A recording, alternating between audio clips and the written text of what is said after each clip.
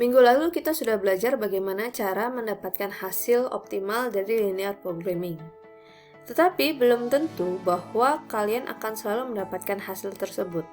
Ada kasus di mana kalian akan mendapatkan tidak ada jawaban, atau mungkin ada beberapa jawaban, atau ada kasus lain. Nah, itu yang kita namakan sebagai kasus khusus. Jadi di linear programming ada 4 kasus khusus. Yang pertama adalah no feasible solution.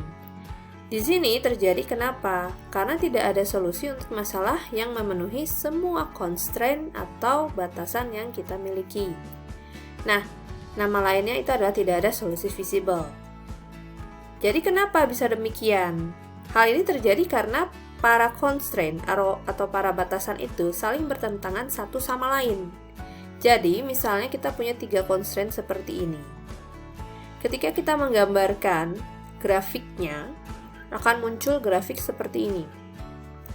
Tampak bahwa ketika constraint pertama ya x1 plus 2x2 lebih kecil sama dengan 6, berarti areanya yang garis ini. Karena dia lebih kecil, berarti dia visible area yang diinginkan itu adalah yang di bawah atau di sebelah kiri. Nah, constraint kedua 2x1 plus x2 lebih kecil sama dengan 8, itu areanya di sini garisnya. Nah, dia sama-sama lebih kecil sama dengan, berarti dia ingin di bawah sini. Nah, kalau cuma ngelihat 2 constraint aja, berarti seharusnya visible region yang pertama dan kedua tuh ada di sini. Nah, tapi kita punya constraint yang ketiga, yaitu x1 lebih besar sama dengan 7. Nah, x1 lebih besar sama dengan 7 itu areanya di sini. Dan karena lebih besar sama dengan, berarti area yang diinginkan adalah di kanan. Jadi tidak terjadi pemenuhan dari kesemuanya, sehingga kita namakan no feasible solution. Kasus yang kedua kita namakan unboundedness. Ini terjadi ketika linear programming itu memiliki solusi yang tidak terbatas. Hal ini terjadi karena ada kemungkinan kesalahan formulasi. Jadi ada kemungkinan constraint yang seharusnya dimasukkan tidak dimasukkan. Jadi misal dengan contoh seperti ini kasusnya. Ya, di sini kita sudah punya 1, 2, 3, 4 constraint. Tapi kalau untuk digambarkan kita lihat 3 constraint di atas ini. Ketika kita gambarkan, ternyata hasil visible region yaitu di daerah sini yang memenuhi keseluruhan constraint. Tetapi visible region ini tidak tertutup. Nah, berarti kasarannya visible region ini akan ada sampai x1 sama dengan tidak terhingga. Nah, itu kan hasil yang tidak mungkin. Nah, inilah kenapa dinamakan unboundedness. Yang ketiga adalah redundancy.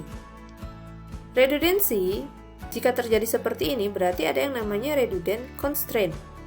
Redundant constraint adalah constraint yang tidak mempengaruhi daerah visible solution. Kasus ini tidak menyebabkan masalah tertentu, ya. Cuman kalau kalian ada yang namanya redundant constraint, sebaiknya dihilangkan saja untuk menyederhanakan modelnya. Jadi misalnya dengan contoh kasus seperti ini, ya, kita punya 3 constraint juga yang akan digambarkan.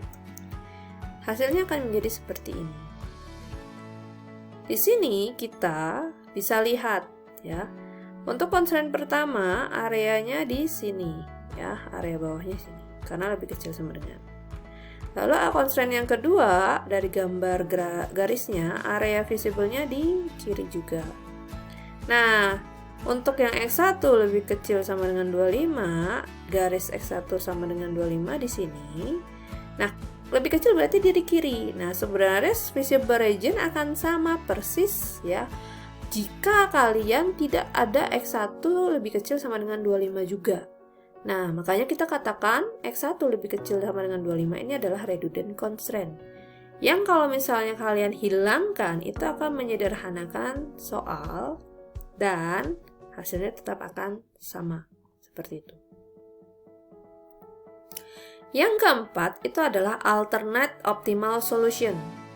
Jadi, kadang-kadang kalian bisa memiliki lebih dari satu solusi optimal.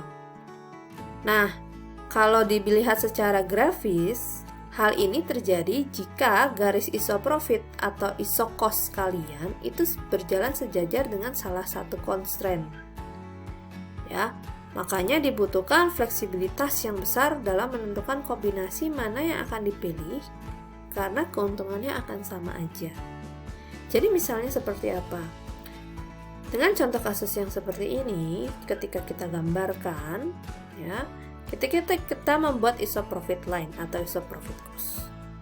Ya. Yang warna kuning pertama ini adalah isoprofit line awal kita. Ya, dan kita akan tarik garis, karena ini ngomongnya adalah maximize, berarti tarik garis ke atas. Nah, ternyata di garis yang 6x1 plus 4x2 lebih kecil sama dengan 24 itu sama persis kemiringannya dengan si isoprofit line kita. Berarti sebenarnya setiap titik di dalam constraint ini itu dapat menghasilkan solusi yang optimal. Makanya dinamakan alternate optimal solution. Untuk kasus yang corner point atau yang titik sudut, alternate optimal solution dapat terlihat apabila ketika kalian melakukan perhitungan pada bagian setiap titik sudut yang sudah ditentukan untuk visible region, didapatkan ada yang nilainya sama. Ya, dengan contoh kasus yang minggu lalu, ya. Misalnya untuk titik A dan titik B sama-sama memberikan hasil yang optimal dan nilainya sama persis. Nah, itu kita sebut juga alternate optimal solution. Lalu, kita juga akan mempelajari yang namanya analisis sensitivitas. Ya. Solusi optimal untuk masalah linear programming itu sejauh ini telah ditemukan menggunakan asumsi deterministik. Jadi pasti datanya tidak akan berubah.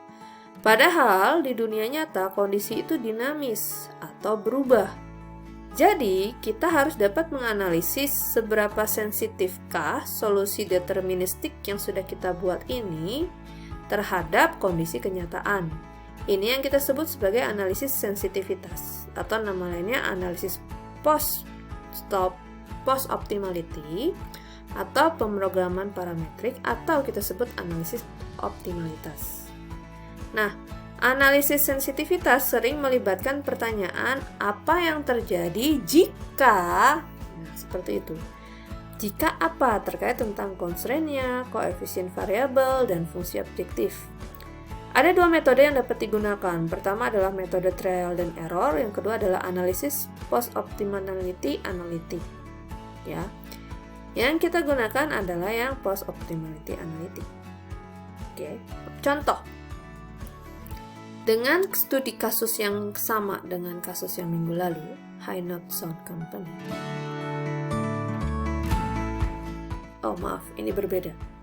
Jadi di High Knot Sound Company ini kita akan memproduksi pemutar CD, dan stereo. Jadi ada dua jenis produk yang dihasilkan. Nah, di sini kita sudah punya rancangan model linear programming, yaitu memaksimalkan profit dari dua produk tersebut. Ketika kita menggambarkan hasilnya dalam linear programming, kita mendapatkan hasil seperti ini, di mana optimal solusinya adalah dengan membuat X2 sejumlah 20, ya, X2 itu adalah receivernya atau stereo receiver, dan tidak membuat X1 atau tidak membuat CD players. Nah, kita menganalisis apakah ini sudah aman apa enggak, ya. Jadi, di dalam analisis sensitivitas itu bisa terjadi karena adanya perubahan koefisien fungsi objektif. Jadi, dalam masalah kehidupan nyata, seringkali fungsi objektif itu berfluktuasi.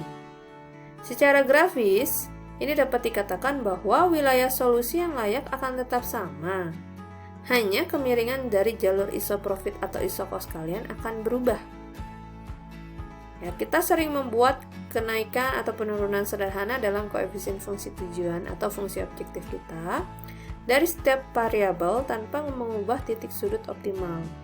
Ya, yang kita mau tahu berapa banyak koefisien fungsi tujuan itu dapat berubah sebelum kita mengubah solusi optimal yang ada. Jadi, misalkan dengan data yang tadi, kita punya fungsi objektif itu adalah 50x1 tambah 120x2. Nah, sekarang kita mau mengecek jika nilai x1, x2-nya itu berubah, apakah akan mengubah hasil? Ya. Jadi misalnya tadinya kan 50x1 tambah 120x2, kita ubah misalnya x2-nya jadi 80. Hasilnya seperti apa? Oh, ternyata kemiringannya menjadi yang warna hijau. Kalau misalnya kita ubah misalnya jadi 150 gimana? Oh, ternyata berubah menjadi yang warna coklat, ya. Yang aslinya itu yang warna ungu. Oke. Dengan mengubah kemiringan isoprofit atau isocos kita, otomatis hasil dapat berubah. Apakah ini juga akan mempengaruhi ketika kita menghitung corner point? Tentu, ya, bisa dihitung secara matematis saja. Nah, yang kedua adalah terjadi perubahan dalam technological coefficient. Technological coefficient ini maksudnya apa? Maksudnya adalah koefisiensi dari constraint yang kalian miliki. Jadi, misalnya ini adalah original problem, masalah awal. Ini constraint awal kita adalah 3x1 tambah 1x2 kurang dari sama dengan 60. Andai kata ternyata terjadi berubah dari 3x1 dia menjadi 2x1, otomatis gambarnya akan berubah. Oke. Nah, dan juga misalnya constraint kedua juga berubah dari tadinya 2x1 plus 4x2 kurang dari 80 menjadi 2x1 plus 5x2 lebih kecil sama dengan 80. Ya. Jadi kalau seperti ini berarti harus kalian gambar ulang sehingga mendapatkan hasil optimal kembali. Nah, selain itu juga terjadi namanya perubahan sumber daya atau nilai sisi kanan kalian. Ya, jadi setiap constraint itu akan memiliki nilai sisi kanan, ya, atau sumber daya yang bisa digunakan. Nah, jika sisi kanan dari sebuah constraint berubah, maka wilayah visible akan berubah kecuali constraint yang kalian miliki itu adalah redundant constraint. Oke. Nah, makanya ada istilah dual price atau dual value untuk sebuah constraint, ya, di mana hal ini terjadi karena adanya peningkatan nilai fungsi objektif yang dihasilkan dari peningkatan 1 unit dari sisi kanan constraint. Nah, ini akan mempengaruhi yang minggu lalu kita udah bahas terkait slack dan surplus. Andai kata kita punya data awal seperti ini, ya. Jadi misalnya yang A ternyata yang terjadi adalah tadinya untuk audio technician time itu butuh waktu kita punya maksud saya electrician times itu kita punya waktu 80 jam. Tapi ternyata terjadi menjadi 100 jam. Oh, karena penambahan tersebut berarti gambarnya akan berubah dong garisnya. Ya. Apalagi misalnya perubahan yang B ini. Ya. Electrician time yang tadinya 80 sekarang menjadi 60. Oh, berarti berubah juga gambarnya. Dan yang C misalnya yang terjadi perubahan itu electrician-nya menjadi 240. Oh, berarti juga berubah. Perubahan belum tentu hanya electrician, ya, bisa juga yang audio technician juga. Oke, itu akan tergantung case. Nah, kalau seperti ini berarti kalian harus gambar ulang untuk mendapatkan hasil optimal yang terbaru. Sehingga baru bisa kalian bilang solusi optimal dia berubah apa enggak. Jadi itu untuk kasus khusus dan analisis sensitivitas.